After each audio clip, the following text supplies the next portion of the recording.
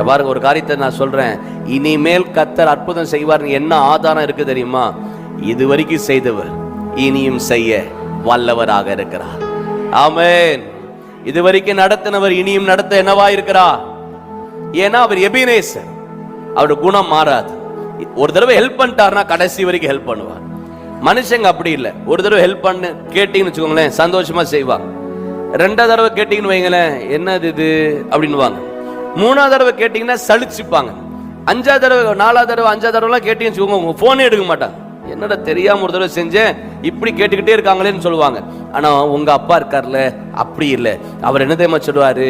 என்னைக்கு உனக்கு உதவி செய்ய ஆரம்பிச்சோம் அந்நாள்ல இருந்து நீங்க பரலோகத்துல அவருடைய மகிமையுள்ள சந்திதானத்துல மாசற்றவளா வந்து நிக்கிற அந்த நாள் மட்டும் உங்களுக்கு உதவிகளை செய்து கொண்டே இருப்பார். உங்களை விடுவிச்சு கொண்டே இருப்பார். உங்களை ரட்சித்து கொண்டே இருப்பார்.